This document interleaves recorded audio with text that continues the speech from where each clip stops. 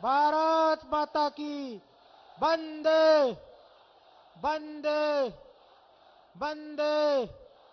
मोदी योगी जय श्री राम। मोदी योगी जय श्री राम। मैं बहराइच के जिला अध्यक्ष से अनुरोध करूंगा कि माननीय युवा हृदय सम्राट, हम सबके नायक माननीय प्रधानमंत्री मोदी जी का प्रतीक चिन्ह देकर स्वागत करें। माननीय जिला अध्यक्ष बहराइच।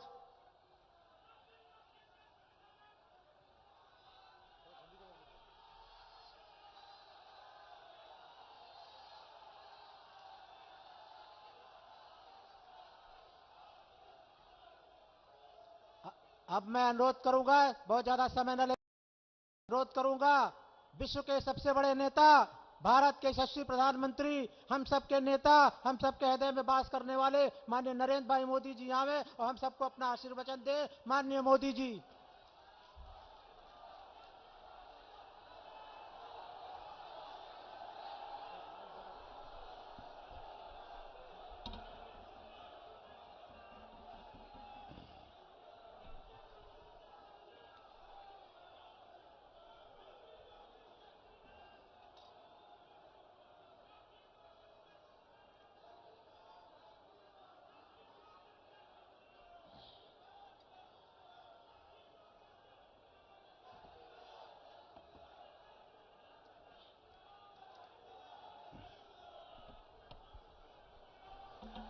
भारत माता की, भारत माता की।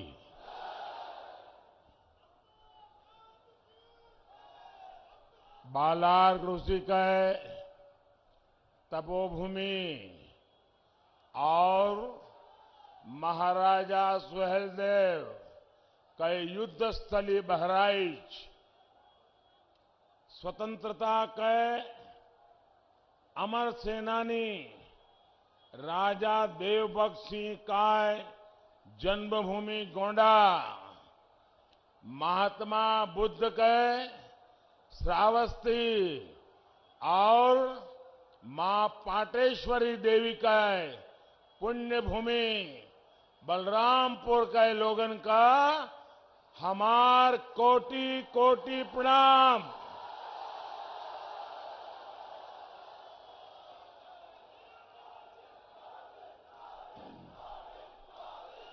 सबसे पहले तो मुझे पहुंचने में विलंब हुआ,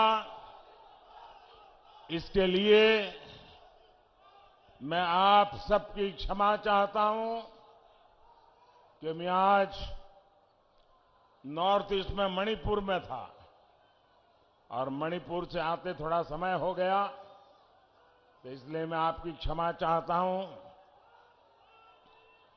लेकिन ये जो दृश्य मैं देख रहा हूं, कहीं पैर रखने की भी जगह रखी है कि नहीं? और जितने लोग यहां हैं, मैं उधर बाहर देख रहा हूं, पता नहीं उनको सुनाई देता होगा नहीं देता होगा, इतनी बड़ी तादाद में लोग आज यहां दूसरे जिलों से भी एक तो यहां मौजूद है, बाकी लोग वर्चुअली और जिलों में भी इस कार्यक्रम में जुड़े हैं। मैं उन सबको भी यहां से प्रणाम करता हूं। आप जो इतनी बड़ी संख्या में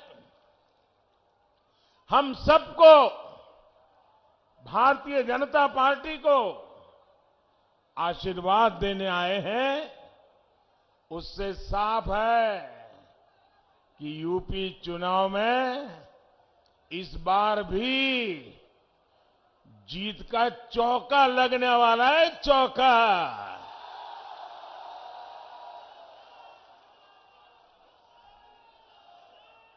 एक बार 2014, दूसरी बार 2017, तीसरी बार 2019 और इस बार चौका।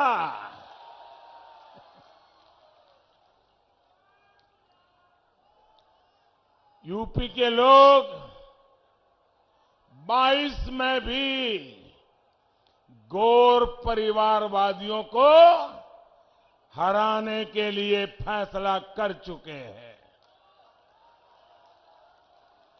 भाइयों और बहनों, हिंदुस्तान का कोना कोना शौर्य और पराक्रम की गाथाओं से भरा हुआ है। हमारी मिट्टी ही हमारे मिजाज को तय कर देती है। हमारी मिट्टी ही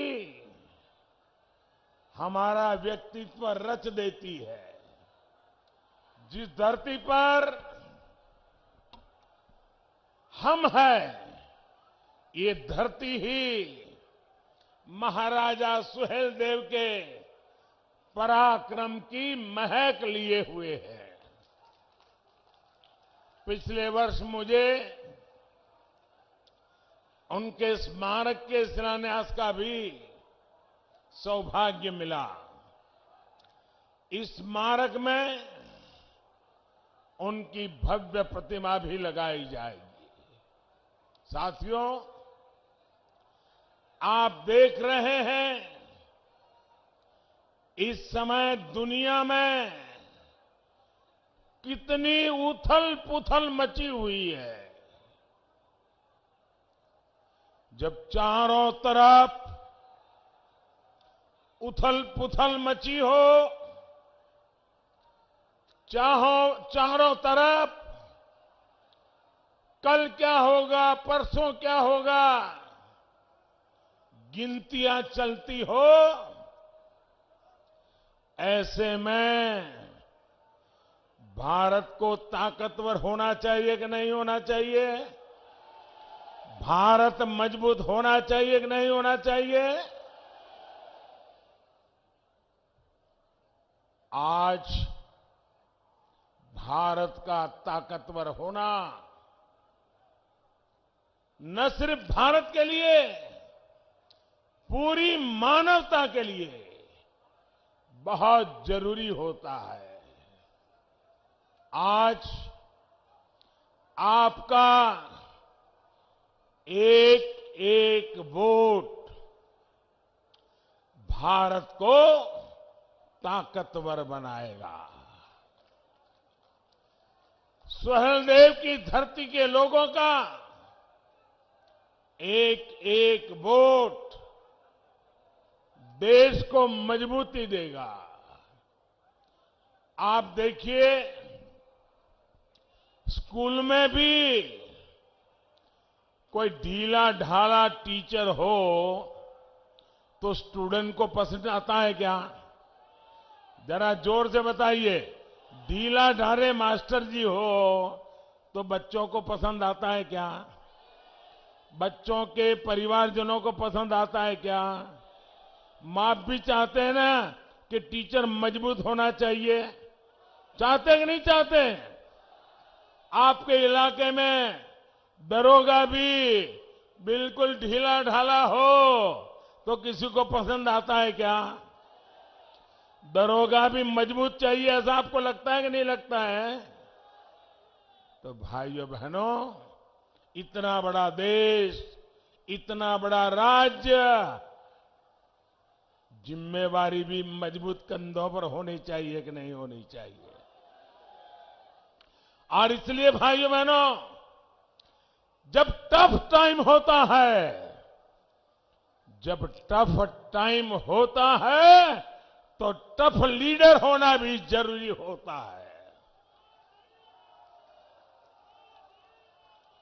साथियों, हमने तमाम संघर्षों से लोहा लेते हुए आजादी से यहां तक का सफर तय किया है।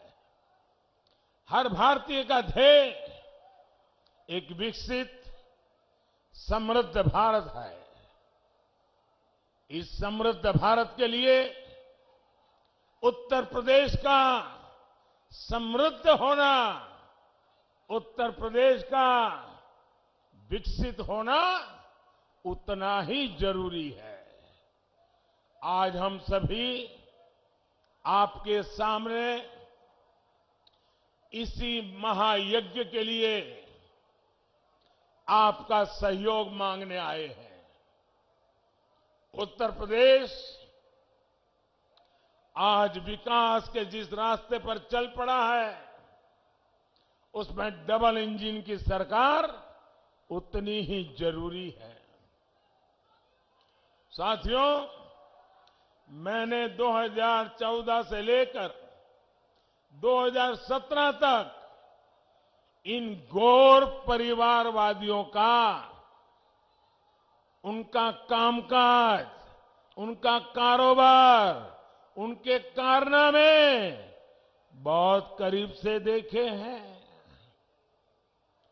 दुख होता है जब अपने स्वार्थ के लिए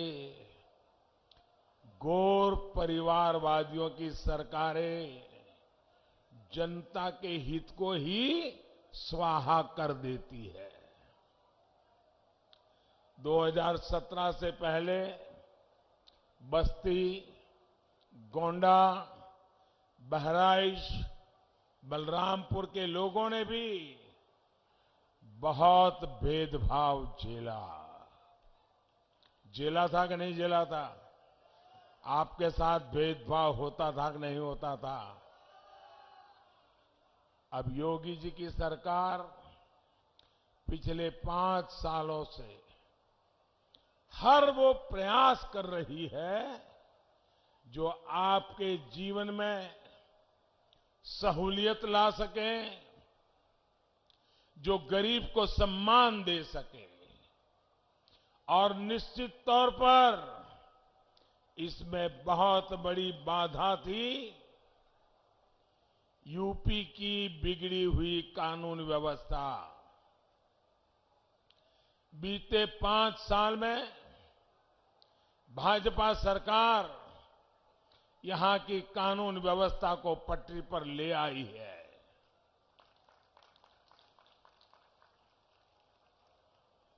वो जो आपके हक की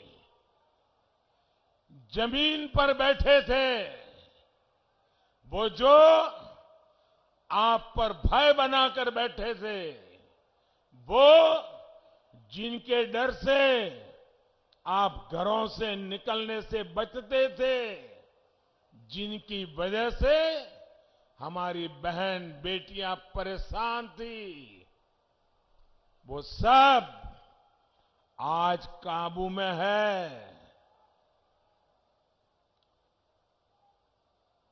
लेकिन अभी ये पूरी तरह न सुधरे हैं न समझे हैं। वो मौके की तलाश में है। अभी वो अंतिम सांस ले रहे हैं। अगर दोबारा इनको मौका मिल गया तो उनकी जान में जान आ जाएगी। आने देना है क्या? आने देना है क्या? भाइयों बहनों, ये जो समझ नहीं रहे हैं, अभी भी सुधरे नहीं है, अभी भी आखिरी सांस ले रहे हैं और बदले का भाव लेके बैठे हैं, उनको दोबारा खड़े नहीं होने देना है। साथियों, भाजपा सरकार के प्रयासों की वजह से अब उत्तर प्रदेश में डर का माहौल दूर हो रहा है।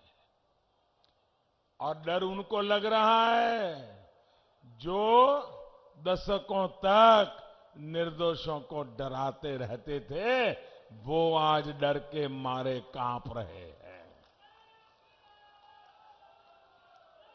आपके लिए आगे बढ़ने के रास्ते खुल रहे हैं, नए रास्ते बन रहे हैं।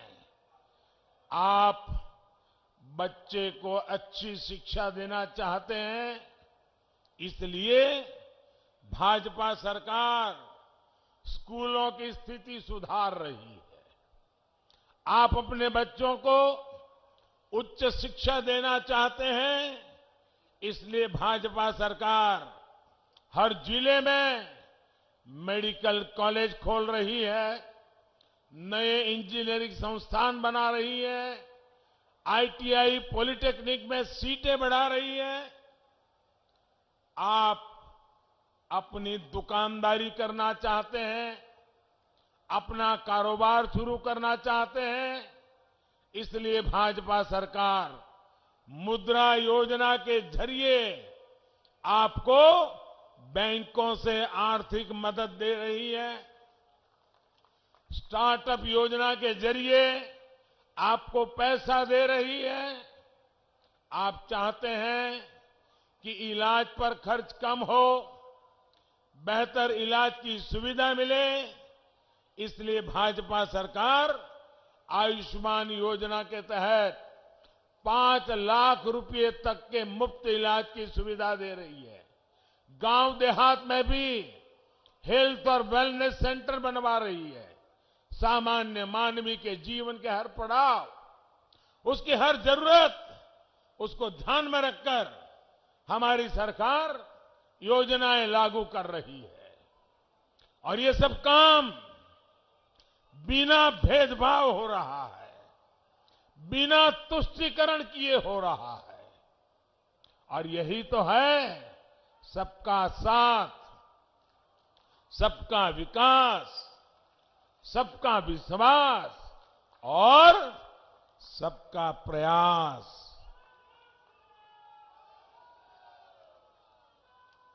मैं आपको एक उदाहरण देता हूं। साथियों, आप सभी को पता है कि गरीब के घर में अनहोनी हो जाए, कोई दुर्घटना हो जाए तो उस परिवार पर क्या बीतती है। पैसे की कमी तो गरीब के जीवन पर दोहरा संकट ला देती है। गरीब की इसी तकलीफ को समझते हुए हमारी सरकार ने प्रधानमंत्री जीवन ज्योति बीमा योजना और प्रधानमंत्री सुरक्षा बीमा योजना शुरू की थी। और हमने प्रीमियम कितना रखा था? एक योजना के लिए सिर्फ 90 पैसे, यानी एक चाय की कीमत से भी बहुत कम, एक कप चाय से भी कम कीमत में रोज का 90 पैसा आपका बीमा उतारना। और दूसरी योजना के लिए हमने इन्हें कहा, कितना था? 1 महीने का 1 रुपया, 1 महीने का 1 रुपया। इन योजनाओं के माध्यम से हमने गरीब को 2-2 लाख रुपए का सुरक्षा कवर दिया। 2-2 लाख रुपया। आज यूपी के 4.5 करोड़ से ज्यादा मेरे गरीब भाई बहन इस योजना से जुड़े हुए हैं। और आपको खुशी होगी, इस सुरक्षा की वजह से भी यूपी के गरीब परिवारों को बीते वर्षों में करीब 1,000 करोड़ रुपए की मदद उनके खाते में सीधी पहुंची है। 1,000 करोड़ रुपया। हमारी सरकार संकट के समय कभी भी किसी का साथ नहीं छोड़ती, बल्कि गरीब परिवार का संबल बन करके खड़ी रहती है। भाई और बहनों, गरीबों के लिए सरकार की इसी संवेदनशीलता को आपने इस कोरोना के काल में भी देखा है, महसूस किया है। हम सबको पता है पूरी दुनिया में कितनी बड़ी भयंकर महामारी आई है। 2 साल हो गए। पूरी मानव जात, दुनिया का हर देश, अमीर हो गरीब हो, हर कोई 100 साल की ये भयंकर बीमारी के चपेट में आया हुआ है। ये संकट हमारे देश पर भी बहुत गहरा, लेकिन ऐसे संकट के समय हमारी सरकार हाथ पर हाथ धर करके नहीं बैठी।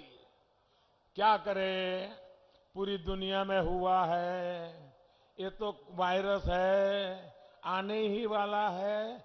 हम रोते नहीं रहे, बैठे नहीं रहे, हमने एक के बाद एक इस समस्या के सामने रास्ते खोजते रहे, देश के लोगों की जिंदगी बचाने के लिए लगे रहे।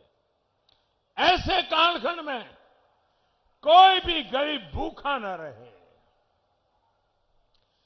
किसी गरीब के घर में चूल्हा न जले, कोई गरीब का संतान रात को भूखे पेट सो न जाए, इसलिए हमारी सरकार अन्न के भंडार खोल दिए। दोस्तों, अन्न के भंडार खोल दिए। पूरे देश में, दुनिया को भी अचंभ होता है, 80 करोड़ लोगों को करीब करीब 2 साल से मुफ्त में राशन मिल रहा है, और हमारे उत्तर प्रदेश में 15 करोड़ लोगों को मुफ्त में राशन पहुंचा है। भाइयों बहनों, गरीब आज भाजपा को आशीर्वाद दे रहा है। इसी संकट के समय हमारी सरकार ने इस बात पर जोर दिया कि कोई भी गरीब, हिंदुस्तान का कोई भी नागरिक, अमीर हो या गरीब हो, उच्च मध्यम वर्ग हो या निम्न मध्यम वर्ग हो, शहर में रहता हो या गांव में रहता हो, स्त्री हो या पुरुष हो, कोई भी वैक्सीन से छूट ना जाए। आप सबको वैक्सीन लगा है, टीका लग गया है? जरा हाथ ऊपर करके बताइए, टीका लगा है? आप मुझे बताइए, आपको टीका लगाने के लिए एक नया पैसा भी खर्चा करना पड़ा क्या? जोर से बोलिए ताकि ये जरा गौर परिवारवादियों को पता चले। कोई खर्चा आया क्या? कोई आपको पैसा देना पड़ा क्या? एक भी रत्ती रुपया देना पड़ा क्या? भाइयों बहनों, इतना बड़ा सेवा काम, इतना बड़ा देश, और इतने कम समय में, लेकिन इन गौर परिवारवाद लोगों ने देश की जनता को गुमराह करने के लिए, आपको बहकाने के लिए दिन रात नए नए मनगढ़ंत तर्क दिए, अफवाहें फैलाई, भ्रम फैलाई। लेकिन भाइयों बहनों, आपका मेरे प्रति जो विश्वास था, आपका मेरे प्रति जो प्रेम था, उसके कारण वे सफल नहीं हो पाए, और आज हर नागरिक के तक टीका पहुंच गया। भाइयों, उन्होंने ये तक कह दिया कि वैक्सीन तो भाजपा की है। इन लोगों ने आप लोगों को उकसाया, ये तो भाजपा की वैक्सीन है, ये भाजपा के रंग वाली वैक्सीन है, ये भाजपा के कमल वाली वैक्सीन है, इसलिए वैक्सीन मत लगाओ। आपने उनकी एक भी बात नहीं सुनी, जैसे वैक्सीन में उनकी बातें नहीं सुनी है, चुनाव में भी मत सुनना। आपने हमारी बात मानी और टीका लगवाया। मैं आपका हृदय से धन्यवाद करता हूं भाइयों बहनों। और तो और, इन लोगों ने तस्वीरें दिखाकर यूपी को बदनाम करने का भी काम किया। साथियों, दशक तक हमारे यहां गरीबी हटाओ के नाम पर समाजवाद के नाम पर सिर्फ और सिर्फ वोट बटोरे गए और बाद में धन लूटा गया। लेकिन जो इतने वर्षों तक देश की सत्ता में रहे, यूपी में जिन्होंने हमसे पहले सरकार चलाई, उन्होंने गरीब को गरीबी से लड़ने के लिए न अस्त्र दिए, न शस्त्र दिए, न उनको कोई समर्थन दिया। 2014 में जब आपने हमें अवसर दिया तो हमने इस पुरानी सोच को बदलने के लिए कदम उठाए। बैंकों के दरवाजे गरीब, दलित, पिछड़े, किसान, मजदूर, महिलाओं के लिए हमने खोलना, ऐसा ही एक बड़ा कदम था। गरीब कभी बैंक के दरवाजे तक नहीं जा सकता था। आजादी के इतने दशकों के बाद भी नहीं जा सकता था। हमने बैंक के दरवाजे गरीबों के लिए खोल दिए दोस्तों। वरना पहले ये माना जाता था कि जिसके पास पैसा होता है वही बैंक जाता है, गरीब के पास भी बैंक खाता हो। पहले की सरकारों ने इसकी जरूरत ही नहीं समझी। ये भाजपा की सरकार है जिसने देश भर में 44 करोड़ गरीबों के जनधन खाते खुलवाए भाइयों बहनों। और इन जनधन खातों की ताकत देखिए। ये मेरा घोर विरोध करने वालों ने आंख बंद करके उस समय जनधन खाते का भी विरोध किया था, उसकी भी मजाक उड़ाई थी। बोले लोगों के पास पैसे नहीं है, खाते खुल करके क्या करेंगे, ये जनधन खाता तो ड्रामा है, ऐसे ही बैंक के कागज खराब कर रहे हैं, ऐसी ऐसी बातें बोली थी। लेकिन जनधन खातों की ताकत देखिए साथियों। बच्चों की पढ़ाई के लिए सरकारी मदद बिना बिचौलिए, बिना कट, सीधे बैंक खाते में पहुंच जाती है। पीएम किसान निधि, कोई बिचौलिया नहीं, सीधा छोटे किसानों के और हर किसान के बैंक खाते में पैसा पहुंच जाता है। फसल बेची तो पैसा सीधा बैंक खाते में आ रहा है। आज कोई सब्सिडी आनी है तो सीधे बैंक खाते में आती है। पीएम आवास का पैसा आता है तो सीधे बैंक खाते में आता है। मनरेगा का पैसा आता है तो सीधा बैंक के खाते में आ जाता है। जो पहले आपके हक पर डाका पड़ता था, बिचौलिए जो आपका पैसा खा जाते थे, उनके लिए भाजपा सरकार ने दरवाजे बंद कर दिए। साथियों, जनधन खाते के साथ जब हमने मोबाइल फोन और आधार को जोड़ा तो ये सुरक्षा चक्र और मजबूत हो गया। अब हमारे छोटे किसानों, पशुपालकों, मछली पालकों को भी जनधन खातों के कारण बैंकों से आसान ऋण मिलना संभव हो पाया है। आपको पता होगा, हमारे देश के एक प्रधानमंत्री सार्वजनिक रूप से बोले थे। उन्होंने कहा था कि मैं दिल्ली से 1 रुपया भेजता हूं तो गरीब के घर 15 पैसा पहुंचता है। 1 रुपया भेजता हूं तो सिर्फ 15 पैसा पहुंचता है। तो ये 85 पैसे किसके जेब में जाते थे भाई? ये कौन मार लेता था? ये कौन मार लेता था पैसे? अगर 1 रुपया भेजा है तो 100 पैसे पूरे गरीब के खाते में जाने चाहिए कि नहीं जाने चाहिए? 100 के 100 पैसे गरीब को मिलने चाहिए कि नहीं मिलने चाहिए?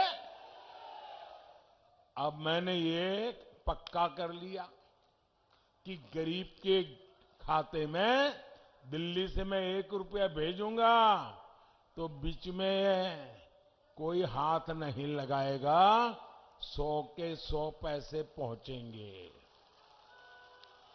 अब मुझे बताइए भैया, ये जिनकी दुकानें बंद हो गई, जिनको ये मलाई खाने को मिलता था, उनको मेरे पे गुस्सा आएगा कि नहीं आएगा? आएगा कि नहीं आएगा? वो मोदी को गाली देगा कि नहीं देगा? मोदी का बुरा बोलेगा कि नहीं बोलेगा? मोदी के पीछे पड़ जाएगा कि नहीं पड़ जाएगा? मोदी ने कोई गुनाह नहीं किया, गुनाह यही है कि मलाई खाने वालों की कटकी बंद कर दी है। आप मुझे बताइए, मैंने सही किया कि गलत किया? सही किया कि गलत किया? ये करना चाहिए था कि नहीं करना चाहिए था? अगर मैंने सही किया तो आप मेरे साथ रहोगे, पूरी मुझे ताकत दोगे। आपकी जितनी ताकत मिलेगी उतने ही ताकतवर फैसले मैं करूंगा भाइयों बहनों। अब आप देखिए, हमने स्वनिधि योजना के माध्यम से रेहड़ी पटरी ठेले वालों को भी बैंकों से बिना गारंटी का लोन दिया जा रहा है। इस प्रकार के काम तभी होते हैं जब सही मायने में गरीब को सशक्त करने का इरादा मन में होता है, वरना दशकों से गौर परिवारवादी तो सिर्फ नारों से ही काम चला रहे थे। साथियों, आजकल ये लोग नौकरी को लेकर बड़े बड़े दावे कर रहे हैं। इनकी सच्चाई भी मैं आज आपको बताना चाहता हूं। यहां योगी जी ने 5 साल में करीब 5 लाख युवाओं को सरकारी नौकरी दी, जबकि योगी जी के आने से पहले 10 साल तक जो सरकारें चली, उन्होंने 10 साल में सिर्फ 2 लाख लोगों को ही काम दिया था, नौकरी दी थी भाइयों।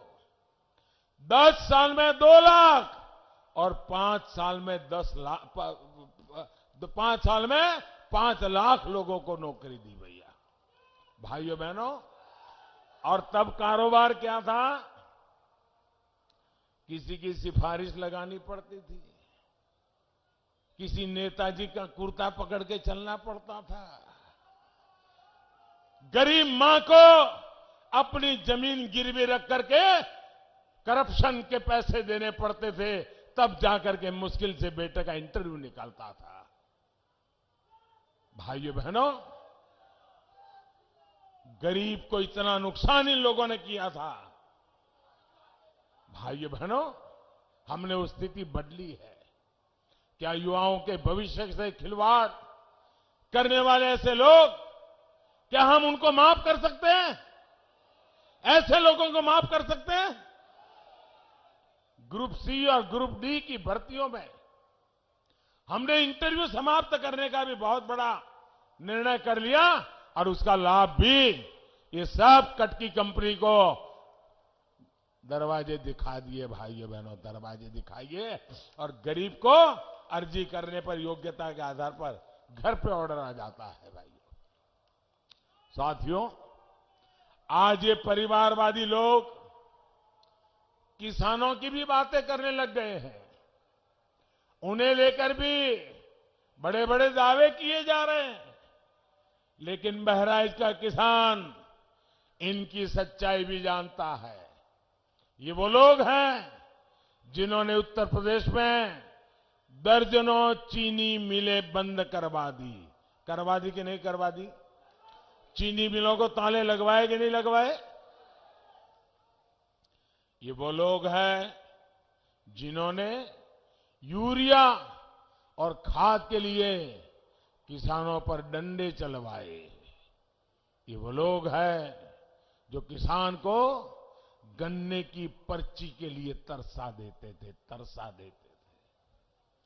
पिछली सरकार के समय बहराइच के 75,000 किसानों को ही सरकारी खरीद का लाभ मिल पाया था, जबकि हमारी सरकार ने सिर्फ बहराइच में गेहूं और धान के करीब 2 लाख किसानों से सरकारी खरीद की। यूपी के किसानों को छुट्टा जानवरों से हो रही दिक्कतों को हम गंभीरता से ले रहे हैं।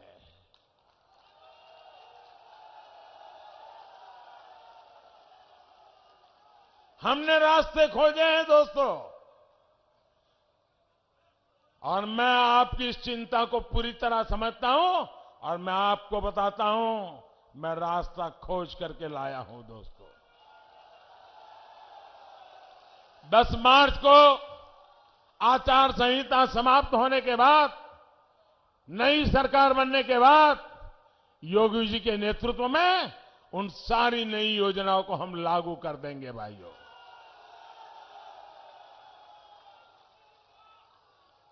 इन लोगों का काम करने का तरीका क्या रहा है, इसका उदाहरण सरयू नहर राष्ट्रीय परियोजना भी है। इनकी लापरवाही की वजह से ये योजना 4 दशक से भी पूरी नहीं हो पाई। 40 साल बीत गए भाइयों।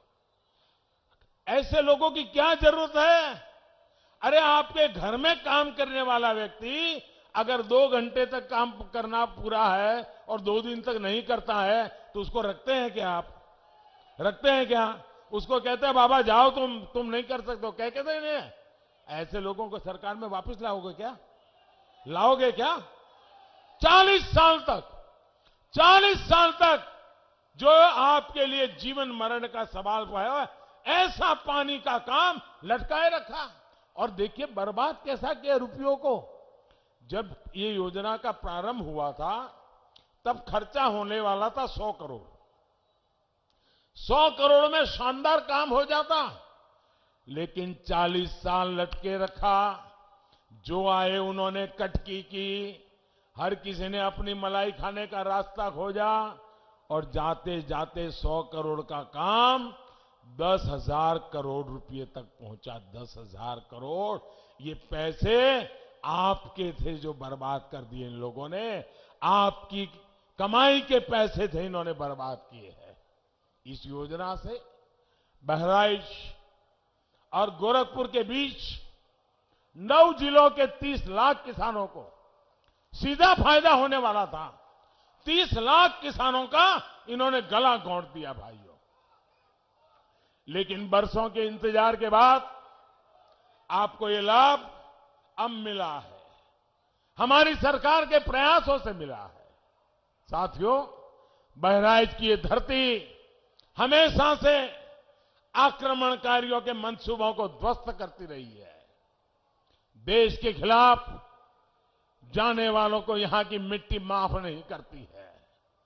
लेकिन इसी मिट्टी ने देखा है कि कैसे इन परिवारवादियों ने आतंकी हमला करने वालों पर अपना प्यार उड़ेला।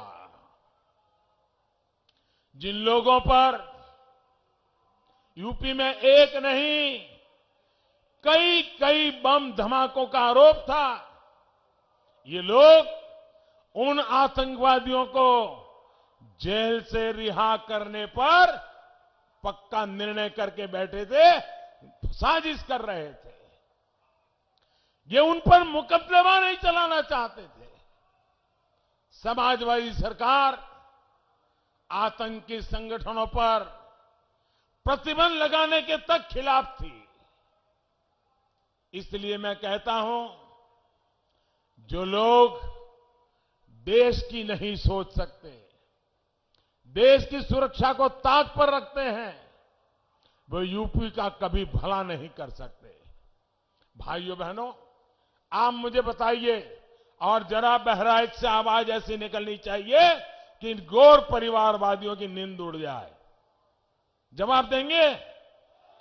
आप मुझे बताइए, जो बम धमाके करके निर्दोष लोगों को मौत के घाट उतार दें, ऐसे आतंकवादियों को सजा होनी चाहिए कि नहीं होनी चाहिए?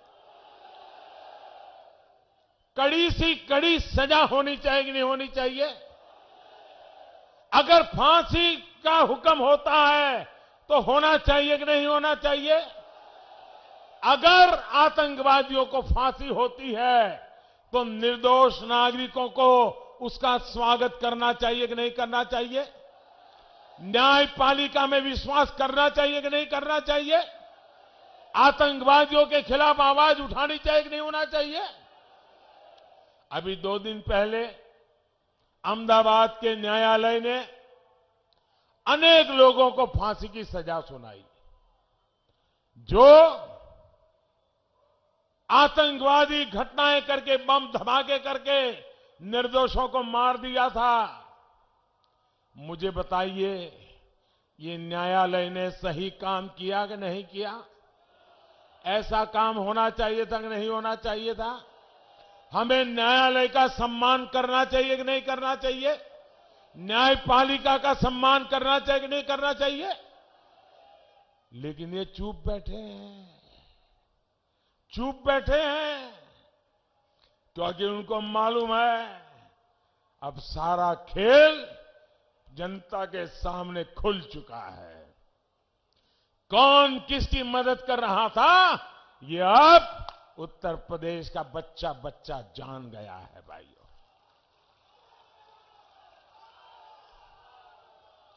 बहराइच, गोंडा, श्रावस्ती, बलरामपुर जिलों में विकास को रफ्तार दी जा सके, इसके लिए कई 100 करोड़ रुपए इसकी योजनाओं पर तेजी से काम चल रहा है। बहराइच गोंडा रेल मार्ग पर इलेक्ट्रिक ट्रेन की शुरुआत का रास्ता खुल गया है। यहां नए पुल बनाना हो या फिर कनेक्टिविटी के काम, हमारी हर कोशिश उत्तर प्रदेश के विकास के लिए है। 10 मार्च के बाद हमारी सरकार ऐसे कार्यों के लिए, आपकी सेवा के लिए नई ऊर्जा के साथ जुटेगी।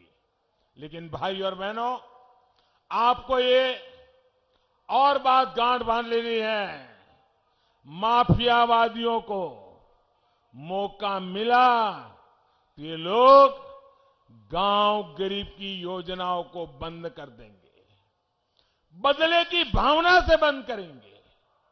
जिसको मौका पड़ेगा वो बदला लेने की ताक में है। क्या बदला लेने देंगे? बदला लेने देंगे? जो बदला लेना चाहते हैं उनको आने देंगे? ये बदला वालों को अवसर देंगे? भाइयों बहनों, कमीशन, क्राइम, कब्जेदारी, यही लोग फिर से मैदान में उतर आएंगे। इसलिए आपको ज्यादा से ज्यादा संख्या में भाजपा को वोट देना है। कमल के निशान पे बटन दबाना है। एक वोट भी छूटना नहीं चाहिए। आप मुझे बताइए, आज मैं हेलीकॉप्टर से देख रहा था, इतनी जबरदस्त भीड़, इतनी जबरदस्त भीड़, इतनी बड़ी तादाद में आप लोग आए हैं। आप थक गए होंगे। अब मन करता होगा मोदी जी आ गए, योगी जी आ गए, सभा शानदार हो गई, चलो अब सो जाते हैं। सो जाएंगे? नहीं सो जाएंगे ना, घर घर जाएंगे। ऐसे नहीं, जवाब पूरी ताकत से दो।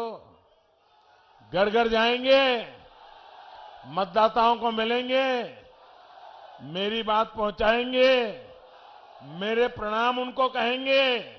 मोदी जी आए थे, आपको नमस्ते बोला है, बता देंगे और बताएंगे मोदी जी ने आपसे कुछ मांगा है।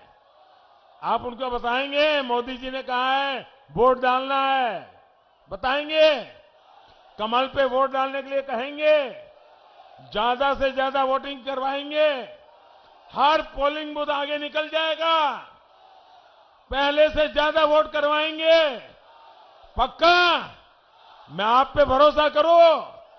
अरे मुझे विश्वास है दोस्तों, आपने जो सभा आज करके दिखाई है, अब इन सबको जिता करके लाएंगे, ये मुझे पूरा भरोसा है भाइयों। मेरे साथ बोलिए, भारत माता की। दोनों मुट्ठी बंद करके पूरी ताकत से बोलिए, भारत माता की, भारत माता की। सभी उम्मीदवारों से मेरी प्रार्थना है, आगे आ जाए। योगी जी भी आगे आ जाए।